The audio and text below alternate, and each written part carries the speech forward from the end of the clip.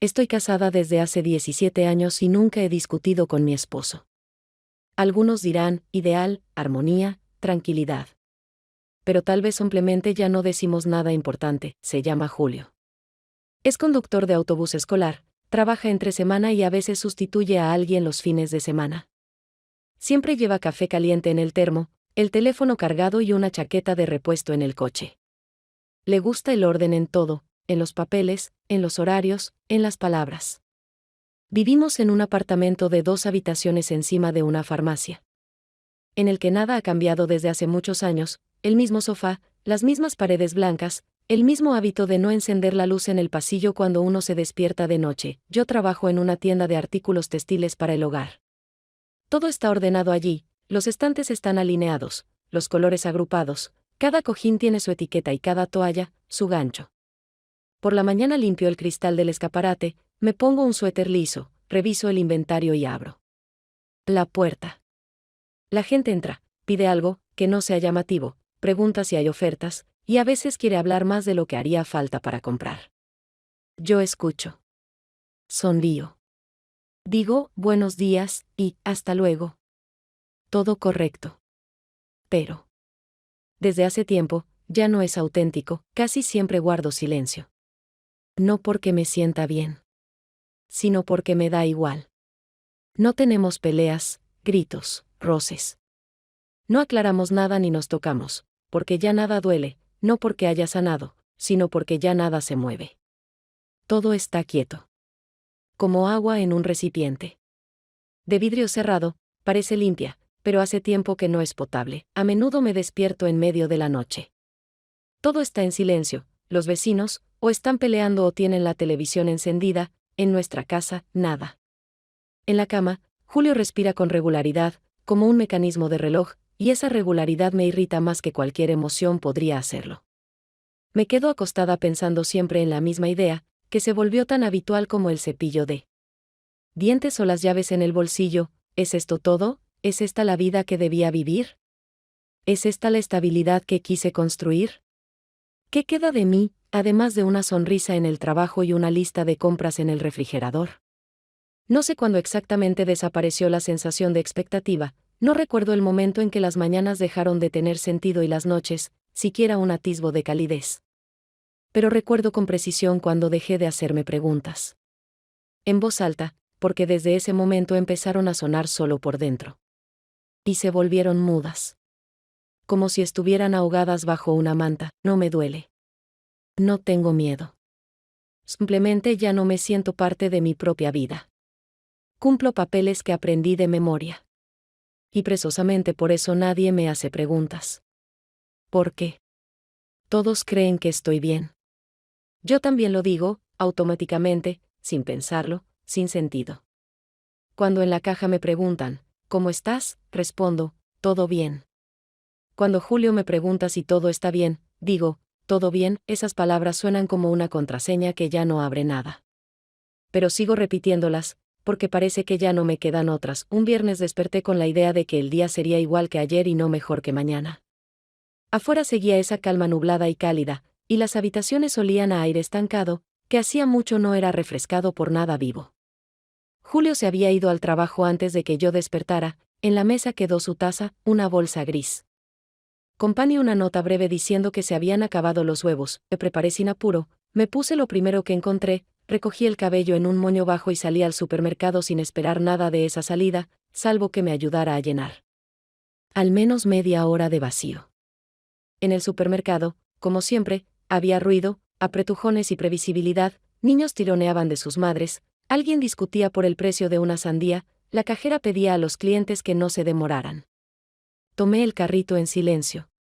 Elegí el pan, recorrí algunos pasillos, y me detuve frente a la sección de huevos, intentando encontrar una bandeja entera entre las que ya estaban agrietadas. En ese momento sentí un roce en el codo, no fue fuerte, pero sí preciso. No accidental, sino uno que me hizo girar incluso antes de que alguien dijera algo. ¿Clara? ¿Eres tú? Sonó una voz que emergió como del pasado, uno que hacía tiempo no visitaba ni con el pensamiento. Frente a mí estaba Fernando, el esposo de Lucía, esa misma Lucía con quien solíamos pasar noches entre amigos, reírnos de tonterías, hablar de las relaciones de otros y hacer planes que no sobrevivieron ni un año real. Se veía diferente a como lo recordaba, más serio, con ojos cansados, pero no apagados, ojos en los que aún quedaba espacio para la atención. Olía a café, no a perfume, no a chicle, sino a café negro, fuerte, y por alguna razón eso me pareció muy concreto, algo que el cuerpo puede reconocer con facilidad. Te reconocí enseguida, aunque han pasado muchos años, dijo. Sonriendo sin alarde, tranquilo, sin artificio. Recuerdo como una vez me ganaste en futbolín en casa de Lucía, estuve 3 días sin aceptar bromas, sonreí, no porque recordara aquella noche, sino porque algo dentro de mí respondió. Al simple hecho de que alguien me recordara, me reconociera, me hablara como si yo tuviera valor no solo como vendedora o esposa. Su voz era firme, relajada, sin intenciones ocultas, y justo por eso se sentía sinceramente inesperada. Intercambiamos algunas frases, sobre la ciudad, el clima, sobre Lucía, que seguía trabajando en la escuela, pero yo no escuchaba ni la mitad de lo que decía, porque algo en mi interior empezó a latir de una forma que no latía desde hacía mucho.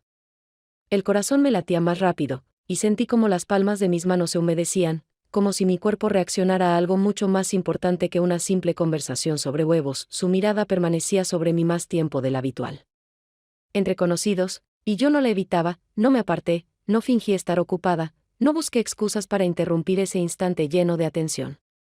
No era una situación de coqueteo, ni un gesto de seducción, pero su tensión era tan palpable que el espacio a nuestro alrededor se redujo a 2 cuerpos, 2 voces, y una palabra más que no dijimos. Cuando finalmente se fue, me quedé de pie, con la bandeja de huevos en las manos, como si algo importante se hubiera movido, no en la vida en general, sino dentro de mi cuerpo. Sentí con claridad cómo había cambiado el ritmo de mi respiración, cómo la piel se volvió más sensible al aire, cómo el ruido del supermercado dejó de irritar y se convirtió simplemente en fondo. No fue flirteo ni fantasía. Fue algo mucho más simple, la primera prueba real de que aún estoy viva. En casa acomodé las compras en silencio, colgué la chaqueta, entré al baño, abrí la ducha y no me lavé de inmediato, solo estuve ahí, apoyando las manos contra la pared, dejando que el agua corriera por mis hombros. Intentaba ordenar mis pensamientos, pero ninguno era claro, porque todo dentro de mí aún se sostenía en la sensación, no en la lógica. Y eso fue lo que más me asustó, no el hecho del encuentro, sino que yo empezaba a reaccionar. Al día siguiente de ese encuentro casual, cuando ya casi me había convencido de que no había pasado nada, recibí un mensaje. No por la noche, no con un saludo, ni con precaución, solo una frase que de inmediato provocó esa misma presión en el pecho que sentí con el roce en el codo el día anterior. Es difícil no verte. Lucía te vio la semana pasada en la calle, no se cruzaron, pero luego dijo que te veías diferente. Y estoy de acuerdo. Lo leí varias veces. Lucía y yo hacía mucho que no hablábamos, nuestras vidas se separaron poco a poco, sin peleas. Sin palabras, simplemente la vida nos llevó por caminos distintos y cada una lo aceptó como algo natural. Ni siquiera recordé de inmediato cómo era su casa, aunque antes la visitaba cada semana. Pero ahora, si de verdad me vio y no dijo nada, solo lo comentó con él, entonces hay algo realmente visible en mí. Y eso me inquietó. No porque me asustara, sino porque por primera vez me vi desde fuera. Le escribí a Fernando una respuesta breve, algo medido, con un toque de humor, aunque los dedos me temblaban un poco mientras escribía, quizás solo aprendí a no esconderme. Él no analizó. No preguntó. No jugó con formalidades. Respondió de inmediato, otra vez con precisión, sin revelar intenciones, pero con esa misma exactitud que me daba una extraña seguridad: ya no eres como entonces. Pero eso no es un defecto.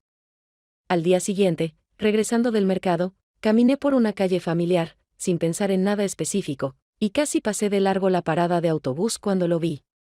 Estaba junto a un cartel publicitario, manos en los bolsillos, la espalda ligeramente encorvada, la mirada enfocada, como si simplemente esperara a alguien. Disminuí el paso, no porque quisiera acercarme, sino porque mi cuerpo eligió otro ritmo por sí solo. No esperaba verte hoy, dije, sin detenerme de inmediato, pero sin apartar la mirada, no pensaba quedarme. Pero no pude seguir de largo, respondió, sin intentar restar importancia con una broma. Empezamos a hablar de nada. Del clima, del café, de las rutas habituales. mencionó que Lucía se había ido unos días a casa de su hermana. Asentí, como si esa información tuviera algún peso, aunque en realidad no sabía qué hacer con el hecho de que nuestras palabras eran cada vez más una excusa. Cada frase era como un intento de mantener el equilibrio, aunque por dentro ya se había quebrado. Noté cómo me miraba, más tiempo del que se considera apropiado, con más atención de la que muestra un simple conocido. Y no había nada ofensivo en su mirada, pero justamente por eso era tan intensa. Cuando se inclinó hacia mí, no di un solo paso atrás. Sabía que estaba ocurriendo y no me negué ese momento. Sus labios tocaron los míos rápido, sin ostentación, pero con seguridad, como si no fuera un error. No fue un intento de seducción, fue una acción, clara, directa, sin preguntas. No nos miramos atrás, no dijimos qué había pasado.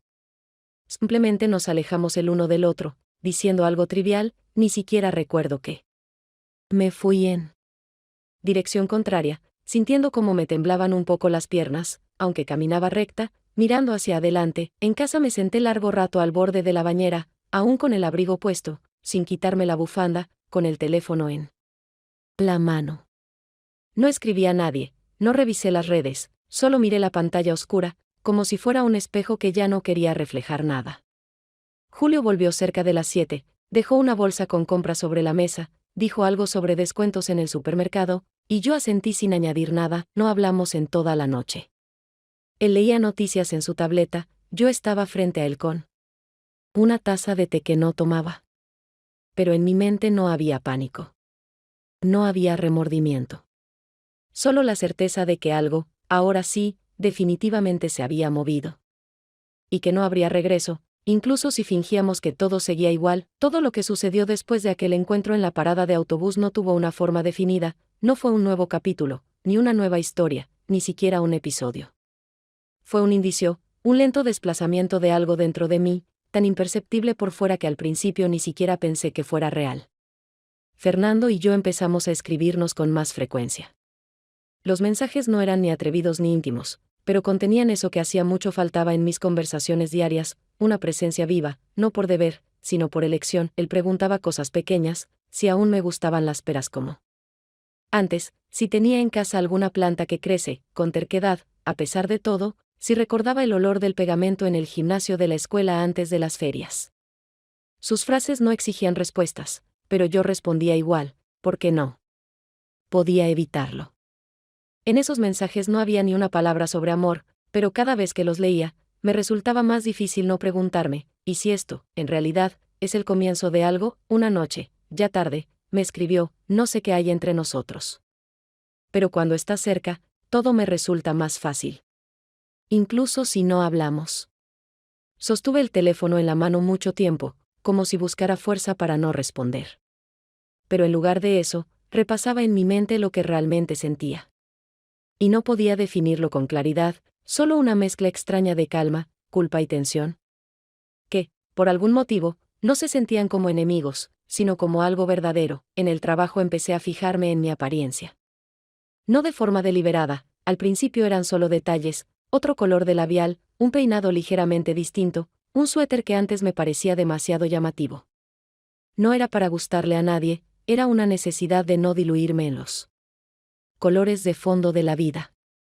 Pero un día, una clienta que nunca antes me había prestado atención, de repente dijo, su cara es como la de alguien que se despertó después de un sueño muy largo. Es agradable verla, no supe qué responder. Sonreí, asentí. Pero sus palabras se quedaron en mi mente por mucho tiempo. Porque coincidían con lo que sentía por dentro, como si de verdad me hubiera despertado, pero aún no entendiera dónde estoy. En casa todo seguía tranquilo, parejo, sin conflictos. Y fue esa misma estabilidad la que comenzó a pesar más que cualquier pelea podría hacerlo. Observaba a Julio, era atento, cortés, cuidadoso. Preguntaba sinceramente cómo me sentía, preparaba la cena, traía noticias, hablaba de los cambios en el horario de los autobuses, pero en toda esa atención ya no me sentía parte de su vida, más bien, como un objeto que había que mantener en equilibrio. Una noche, mientras preparábamos la cena juntos, se detuvo por unos segundos, sosteniendo una cuchara para la salsa, y dijo en voz baja, ¿estás bien? Me desperté varias veces en la noche, no estabas en la cama. Solo estabas parada en la cocina, con el teléfono en la mano, no supe cómo reaccionar. Dije que estaba un poco cansada, que necesitaba descansar, tal vez salir un día. Pero él no me creyó. Lo vi en sus ojos. No era alguien que celara con facilidad o dramatizara, pero en su silencio había una pregunta que yo no podía responder, no porque no quisiera, sino porque no tenía con qué. Esa noche, cuando ya dormía, salí a la cocina, me serví un vaso de agua y me senté a la mesa. El teléfono estaba al lado. Lo miré durante varios minutos, luego lo desbloqueé y abrí el chat con Fernando. Había solo un mensaje, lo había escrito más temprano esa misma noche: lo que está pasando, no está bien. Pero temo que ya no puedo estar sin esto. Leí esas palabras y entendí, no se trataba del amor, ni de una relación. Se trataba de falta de aire. Y cuando alguien se está ahogando durante mucho tiempo, se aferra a cualquier rendija, aunque sepa que a través de ella podría caer. Al día siguiente, durante la calma habitual de la tarde en la tienda, ese momento en que la mayoría está en el trabajo o en casa, y solo unos pocos clientes entran rápido, en silencio, sabiendo exactamente lo que buscan, yo estaba acomodando un nuevo lote de toallas. Ni siquiera había terminado de desembalarlas cuando escuché la puerta abrirse y detrás de mí resonaron pasos conocidos, lentos, seguros, un poco suaves. Me giré, y por un instante me quedé inmóvil. Lucía estaba de pie junto a la entrada, sin hacer ningún gesto de más. Su abrigo abrochado hasta el cuello, el cabello recogido con cuidado, pero su rostro hablaba más que todo su aspecto. No sonreía, no alzaba las cejas, pero tampoco se veía hostil.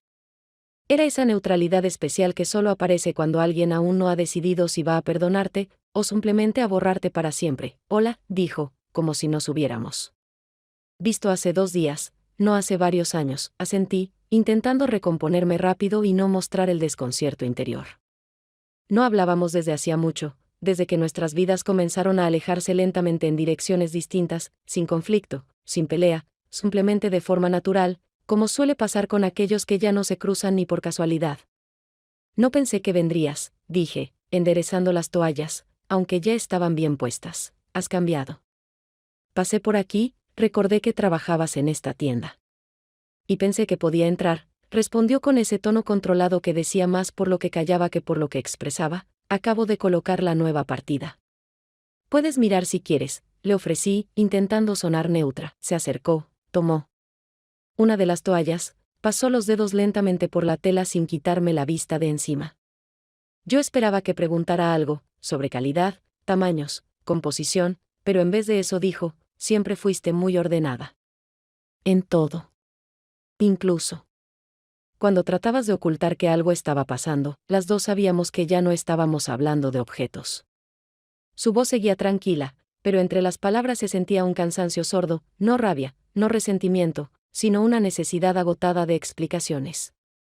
Miró la toalla en sus manos, la dobló despacio y la volvió a colocar. Sabes, siempre creí que si algo ocurría entre personas conocidas, se notaría en los ojos, dijo, mirando hacia un lado. Pero a veces, no te da tiempo. Quise decir algo, lo que fuera, para reducir esa incomodidad entre nosotras. Pero ninguna frase parecía adecuada. Ni siquiera estaba segura de que quisiera respuestas. Ella sabía. Y eso bastaba, Lucía. Empecé, pero me interrumpió, no con rudeza, sino con calma. No hace falta. No vine a gritar. Ni a pedir explicaciones. Solo quería verte. Ver cómo te ves ahora. Y cómo llevas esto. Me miró directo a los ojos, y yo no supe qué responder. Su mirada no era de desprecio, pero tampoco quedaba en ella la confianza de antes. No era juicio, era el reconocimiento vacío de que todo lo que alguna vez nos unió ya no existe. Se dio vuelta y se fue, sin llevarse nada. La puerta se cerró tras ella suavemente, pero el sonido fue tan claro que no pude olvidarlo. Me quedé de pie junto al estante, sintiendo cómo la tensión en el cuerpo se volvía física. En los dedos, en la mandíbula, en el pecho. No dijo nada que pudiera rebatirse. Pero así es como se ve el momento después del cual ya no hay regreso. No quise volver a casa enseguida. Caminé por el malecón, sin buscar a nadie, sin esperar ver un rostro conocido. Pero Fernando estaba sentado en la misma banca de antes. No se sorprendió al verme. Nos sentamos uno junto al otro, y comprendí que ese silencio ya nos salvaba. No hablamos de nada, porque ninguno quería tratar de entender que podía aún salvarse. Su mano apenas rozó la mía, y permití ese contacto, porque era el único momento en el que aún no había mentira. En casa, Julio me sirvió la cena en silencio. No cruzamos una sola palabra. Yo sabía que él lo había sentido todo, aunque no dijera nada. En ese nuevo silencio había menos paz que en cualquier pelea. Al día siguiente, regresando del trabajo, vi en la pantalla un mensaje de Fernando. No había escrito nada en la mañana, y después de la escena con Lucía, casi me había convencido de que no intentaría contactar de nuevo. Pero el mensaje era simple, y al mismo tiempo demasiado personal como para ser solo una consulta. Ayúdame a elegir algo para Lucía. Nuestro aniversario es en unos días. No se me ocurre nada, todo parece o demasiado común o falso. Lo leí varias veces. Me dejó un poco desconcertada, especialmente después de la visita de Lucía. Pero no era una petición sobre un objeto o una cuestión estética. Era una petición de presencia. Podía haberle pedido ayuda a otra persona, podía haber ido solo. Pero me eligió a mí. Y acepté, no porque fuera experta en regalos, sino porque no tenía fuerzas para negarme a una última oportunidad de verlo sin explicaciones. Nos encontramos en la entrada principal del mercado, entre el murmullo de la gente, los toldos coloridos y el olor a especias. Llevaba las manos en los bolsillos, se le veía cansado, pero enfocado. Me acerqué y, sin muchos saludos, empezamos a caminar entre los puestos de cerámica, manteles y recuerdos que todos los años se repetían en los mismos colores y formas. Yo hablaba de cosas prácticas, dije que un juego de platos de cerámica podía ser útil si a Lucía le gustaba recibir visitas, o que los textiles de cocina siempre eran una opción segura. Pero él apenas escuchaba. Caminaba junto a mí, respondía con cortesía, pero su atención no estaba en lo que yo sostenía en las manos, sino en mí. Nos detuvimos frente a un puesto con jarrones hechos a mano. Tomé uno, color crema, algo asimétrico, con pequeñas grietas en el esmalte. Cuando lo acerqué a la luz para verlo mejor, vi reflejado en el vidrio cómo me miraba. No era una mirada casual. No había vergüenza en ella, ni prisa. Era la mirada de alguien que ya había tomado una decisión y solo esperaba a que tú entendieras lo mismo. Bajé el jarrón, di un paso al costado, no porque quisiera alejarme, sino porque necesitaba soltar la tensión. Él no preguntó qué pasaba. Y yo no dije nada. Ambos sabíamos que no estábamos eligiendo un regalo, sino una excusa. No nos quedamos mucho tiempo. Le dije que tenía otros asuntos, y me despedí primero. Él asintió, no insistió en acompañarme. Y en ese gesto hubo más cercanía que si me hubiera tomado la mano o dicho algo tierno. Al llegar a casa, encontré a Julio en la cocina, buscaba algo en el cajón de los documentos. En la estufa hervía el agua, en la silla estaba el periódico abierto que había estado leyendo antes. Dejé mi bolso, me quité el abrigo y ya iba hacia el baño cuando habló, sin levantar la vista, te quedó un mensaje abierto. Lo vi por accidente. No entendí enseguida de qué se trataba, me detuve. No por miedo, sino porque, por un momento, no supe qué había visto ni si ya tenía sentido explicar algo. Es del trabajo. Solo un conocido, respondí, sin tratar de sonar convincente. Finalmente me miró. La mirada era directa, pero sin reproche. Me miraba como quien no busca la verdad, porque ya la sabe, sino que quiere ver hasta dónde estás dispuesta a seguir fingiendo que todo sigue igual. ¿Es el que encontraste por casualidad en el supermercado? No respondí. Por primera vez en mucho tiempo, entre nosotros surgió una conversación que no podía posponerse. Pero igual di un paso atrás, no físico, sino interno. Tomé una toalla del respaldo de la silla, como si fuera a secar algo, y no levanté los ojos. Él no insistió. Volvió a sus papeles, cerró el cajón, apagó la estufa y dijo, si alguna vez quieres decirme algo, dímelo sin explicaciones. Puedo soportar todo, menos el silencio. Esas palabras no fueron una amenaza. Pero fueron una condición clara. Y entendí que el silencio ya no salva. Empieza a destruir. Y que a partir de ahora, ambos lo sabíamos, cada nuevo día de silencio sería una respuesta, incluso si fingíamos que nada había pasado. Durante los días siguientes, cada mañana me encontraba estirando la mano hacia el teléfono como por costumbre, una que aún no se había vuelto obsesiva, pero que ya no era neutral. El último mensaje de Fernando había sido: después. Te escribo, y por alguna razón seguía esperando una continuación, aunque sabía bien, después no siempre significa pronto, y a veces significa nunca. Su silencio era tranquilo, sin dramatismos, pero en él se sentía un cambio de rumbo. Tampoco recibí ningún mensaje de Lucía, aunque formalmente no era extraño, después de lo que ocurrió, y considerando que ya casi no hablábamos, solo intercambiábamos frases secas 1 o 2 veces al año. Pero ahora no había nada. No una reacción brusca, no una queja. Solo ausencia. Firme. Silenciosa. Como la de quienes saben callar sin gestos innecesarios. No podía decir que dolía. Pero ese silencio, el de ella, no el de Fernando, fue la prueba definitiva de que todo lo que alguna vez tuvimos, ya se había terminado. Simplemente ahora dejé de fingir que no lo notaba. Fernando desapareció de otra forma. Contestaba de vez en cuando, con frases breves, sin esas pausas conocidas donde solía haber una sonrisa o una pregunta. Sus palabras se volvieron cautelosas. Y cada vez que yo intentaba tocar algo más profundo, respondía con demora o no volvía al tema. Yo no preguntaba directamente, porque no quería escuchar lo que ya presentía, que se estaba alejando no de golpe, sino con lentitud, como si quisiera saber si yo soportaría su ausencia. Durante ese mismo periodo, Julio empezó a comportarse diferente, no de forma repentina ni evidente, pero lo suficiente como para que yo entendiera que intentaba retener algo que ya se le escapaba.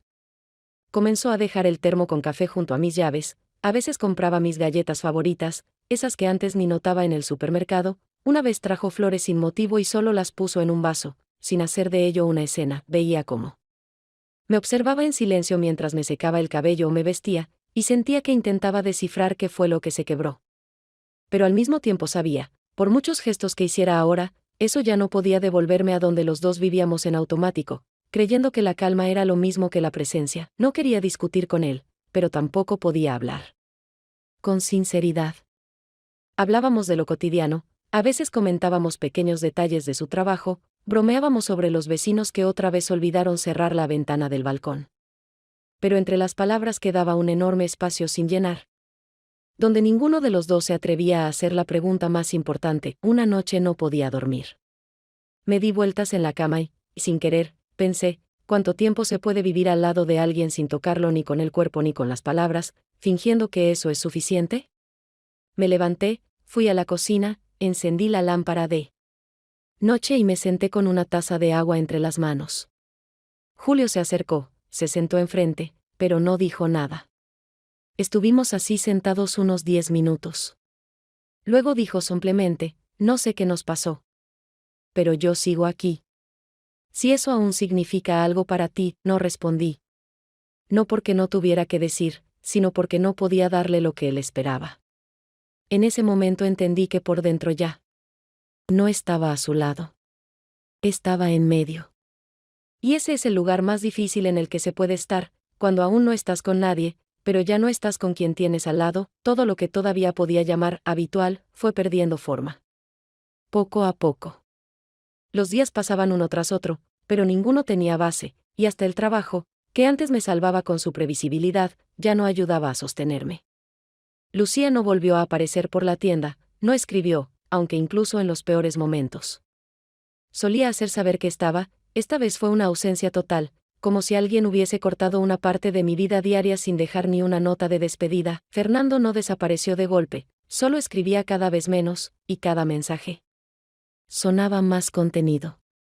El último lo envió pasada la medianoche, cuando yo ya casi dormía, pero por reflejo tomé el teléfono, porque algo en mí todavía esperaba contacto. El mensaje era breve, pero esta vez, inequívoco. Lucía lo siente.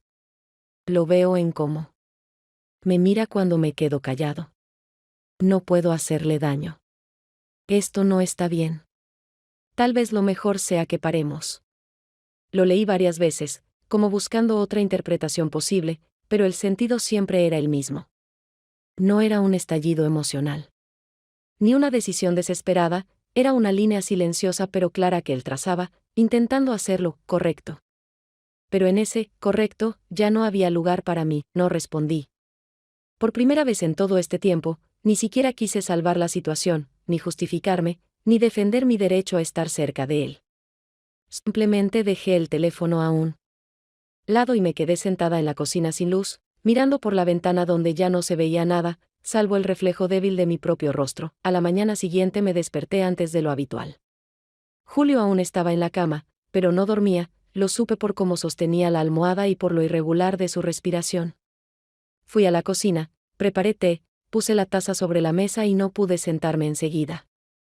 En lugar de eso, me quedé de pie junto a la ventana, intentando recordar cuándo fue la última vez que realmente hablamos, no discutimos, no coordinamos, sino hablamos de verdad. Cuando salió de la habitación, sus pasos eran cautelosos, como si no quisiera asustar a alguien que ya está al borde. Se sentó, me miró, y tras una breve pausa dijo, ¿hay algo que debería saber? Solo dímelo, sin explicaciones. No era una pregunta agresiva, ni sonaba como un reproche. Pero precisamente por eso no supe qué decirle. Sentía algo pesado subir en el pecho, pero no estalló ni salió.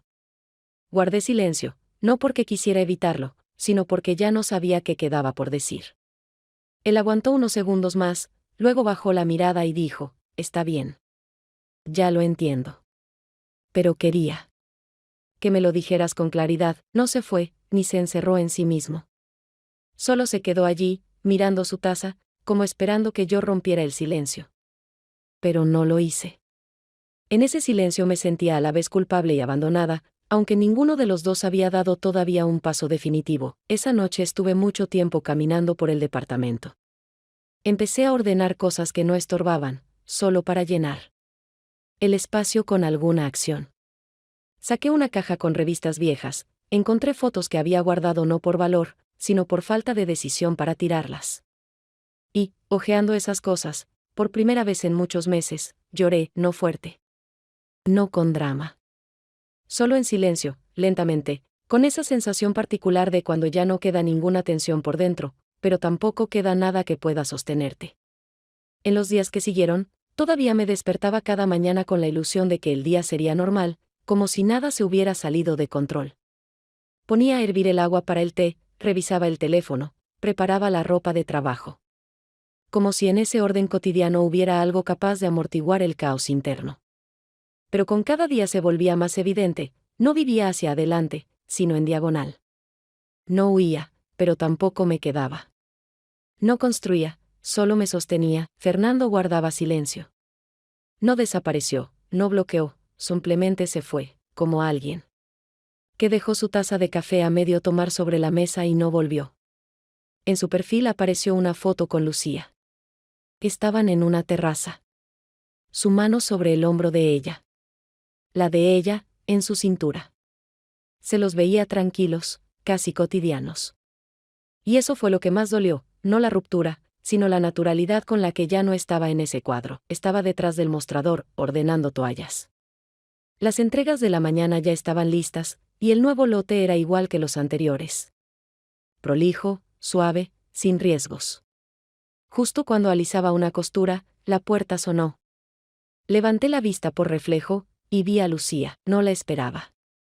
Y no porque no viniera desde hacía tiempo, sino porque sabía, si venía, no sería por casualidad. Entró sin bolso, con las manos vacías. El cabello recogido, un poco desordenado. Su abrigo abierto. Su mirada, directa, pero no dura. No. Parecía fuerte. Pero sí decidida. No me voy a quedar mucho, dijo. Solo quería entrar, no dije nada. No porque no supiera cómo reaccionar, sino porque todo lo que pudiera decir ya había perdido peso. Nos miramos durante unos segundos. Luego señalé las estanterías. Si quieres ver algo, esto es nuevo. Dio unos pasos, tomó una toalla. La giró entre las manos. Su mirada no estaba en el diseño, sino más allá. Como si se preparara. Luego la dejó en su sitio y me miró. No vine por una toalla, asentí. Y ambas sabíamos que esta escena no trataba de compras. Dime, empezó en voz baja. ¿Desde hace cuánto? Respiré. No profundo, porque el aire se había vuelto pesado, no lo sé. No mucho, inclinó un poco la cabeza. No juzgaba. No perdonaba, ni siquiera quiero saber por qué él. Quizá no se trata de él. Solo. Me duele que hayas sido tú. Di un paso hacia el mostrador, me apoyé con la mano porque las piernas se me aflojaban, no fue algo planeado. Empezó por accidente. Pensé durante mucho tiempo que podía detenerlo. Pero no lo hice, podías. No decir nada, dijo. Y no lo dijiste. Pero yo vi. Y supe que era el final. No por la traición. Sino porque me volví para ti una memoria cómoda. No una persona viva. Su voz se quebró en la última palabra. Bajó la vista y apretó el borde de su abrigo. Y solo entonces noté, le temblaban las manos. No te perdono, dijo. Y no te castigo. Solo quiero que sepas, no quiero volver a verte ni saber de ti. Ni como amiga, ni como recuerdo. Se secó la mejilla con el dorso de la mano. No teatral. Rápido. Como quien no se permite llorar frente a otros, pero esta vez no aguantó, y una cosa más, añadió ya en la puerta. No le diré nada. A él. Ya no tiene sentido. Tú sola destruiste todo, asentí. Por primera vez, de verdad. No para suavizar. Sino porque no había nada que negar. Adiós, Lucía, no respondió. Solo salió. Sin ruido. Pero por primera vez sentí como el espacio se vaciaba, no porque alguien se hubiera ido, sino porque después de ella ya no quedaba nada. Me quedé sola en la tienda. Alrededor, toallas, estantes, colores, una luz agradable. Todo, como siempre. Pero dentro de mí ahora había un espacio al que nada regresaba. Esta vez lo supe, no habría vuelta atrás. No porque no se pudiera, sino porque ya no había a quien volver. Después de todo lo que pasó, todo pareció calmarse, pero era una calma de apagamiento, no de estabilidad. Los días transcurrían con regularidad, yo trabajaba, respondía a los clientes, cocinaba. La cena como siempre. Julio ya no preguntaba nada. No hacía movimientos innecesarios, no provocaba conversaciones. Pero noté que él también había cambiado. No se volvió distante, sino cuidadoso. Como alguien que camina sobre un suelo. Que ya no garantiza sostener el peso. Una noche, mientras cortábamos verduras juntos, él sacó el queso de la heladera sin decir nada. Yo le pasé un plato. Todo era simple. Tranquilo. Y entonces, no aguanté más, hace tiempo que quiero decir algo, empecé en voz baja. Solo que no podía, él siguió cortando, sin detenerse. Lo sé, respondió con calma. Sobre él, lo sé, Clara, me interrumpió con suavidad. No es una novedad, porque no dijiste nada, dejó el cuchillo, apoyó las manos sobre la mesa, pensativo. Durante una semana intenté hablar contigo. Lo vi todo, hace tiempo. Antes incluso de que pasara algo. Cambiaste. Tu mirada. Tu voz, cómo reaccionabas conmigo. Pequeños detalles, asentí. Por primera vez, sin defensa. Sin intentar explicarme, te traicioné. No una vez. No por accidente. Y aunque sabía que debía detenerme, no lo hice. Él se sentó en el taburete. Me miró directamente. Sus ojos no eran de enojo, sino más bien agotados. ¿Sabes? No dijiste nada que no supiera. Si estás buscando perdón, no sé si puedo dártelo. Esta es mi casa, mi vida. Y no quiero destruirlo todo por completo. Pero lo que hiciste, me quedé de pie, en silencio. Las palabras giraban en mi cabeza, pero ninguna servía, ¿sabes? Añadió. No fue la traición lo que me mató. Fue que ya no confiaste en mí ni siquiera cuando todo se venía abajo. Que decidiste que yo no resistiría. Que era mejor fingir que nada estaba pasando. Bajé la mirada. No soy un hombre orgulloso, Clara. Pero sigo siendo un hombre. Y cuando la mujer con la que has vivido tantos años ya no te habla en los momentos difíciles, no te enojas. Simplemente dejas de respetarla. Esas palabras golpearon con más fuerza que cualquier grito. No te estoy echando. Y no necesitas probarme nada. Pero dentro de mí, ya no queda esa versión tuya de la que me sentía orgulloso, asentí, perdón. Y gracias por decirlo. Aunque no tengo derecho, cenamos los dos. Sin palabras. El televisor estaba encendido, pero ninguno lo escuchaba. Guardamos silencio no por rencor, sino porque sabíamos, ya todo había sido dicho. Tarde, pero dicho, pasó. Un año. Un tiempo que supuestamente debería haber puesto todo en su lugar, pero que, en cambio, solo dejó más claro que se había perdido para siempre. Sigo trabajando en la misma tienda. Los clientes son los mismos, el surtido también. La gente sonríe, pregunta por juegos de sábanas nuevos, indaga sobre colores, y ni se imaginan que alguna vez estuve allí con el corazón palpitando en la garganta, sin saber cómo escapar. De mí misma, Julio aún vive conmigo. Hace todo como antes, lee las noticias, prepara el café, lava los platos después de la cena. Pero hace mucho que ya no me mira por más de unos segundos. Ni con reproche, ni con ternura. Simplemente me ve, y sigue. Vivimos en el mismo departamento, como si fuera un hotel con 2 habitaciones separadas. Me despierto sola. Duermo sola. Nadie toca mis cosas, nadie me mira a los ojos, nadie pregunta cómo estuvo mi día. Y yo tampoco pregunto. Nuestras cenas son silenciosas. La televisión está encendida solo como fondo. Cada uno come despacio, sin mirar al otro. Hasta pasamos la sal sin decir una palabra, y quizá eso sea mi castigo. No un divorcio ruidoso, ni gritos ni escenas. Sino este recordatorio lento y diario de que fui yo quien convirtió una relación en simple coexistencia. Julio se quedó. Y eso es lo más doloroso. Porque si se hubiera ido, tal vez habría sido más fácil. Pero así, cada día veo como alguien vive junto a mí, sin necesidad alguna de mí. Lucía y yo no hablamos desde aquella conversación. Desapareció por completo de mi vida. Una vez incluso pasé por su casa a propósito, solo para ver las ventanas, recordar su voz. Pero no sentí nada. No porque me haya perdonado, sino porque ya no queda lugar para que duela. Ella fue una de las pocas personas que me conoció antes de convertirme en lo que soy ahora. Y perderla, no fue solo perder a una amiga. Fue perderme a mí misma. Para siempre. Fernando pasó una sola vez. Caminó frente a la tienda. Cruzamos miradas.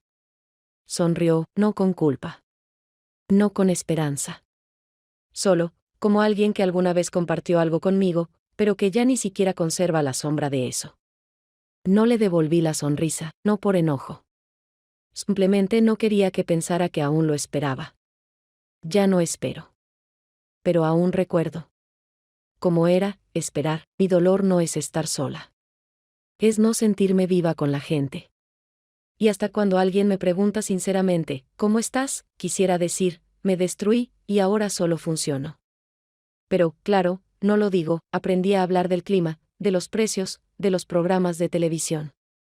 De todo, menos de lo importante. Hubo un momento en que pensé que todo se olvidaría. Que el tiempo suavizaría los bordes. Pero descubrí que el tiempo no cura. Solo se acostumbra a tus nuevos límites. Y si no te respetas a ti misma, él tampoco te rescata. Cada mañana tomo el teléfono. Sin esperanza. Solo por inercia. Alguna vez fue expectativa, ahora es un gesto vacío. Un reflejo. La lección más dura de este año es que el silencio no siempre es paz. Y no siempre es mejor que el grito. Porque a veces, el silencio se convierte en castigo. Lento, pero constante. Sin fecha de expiración. Y ahora, cuando alguien me dice, te ves más tranquila, solo sonrío. Porque sé, esto no es calma. Es simplemente el final del ruido.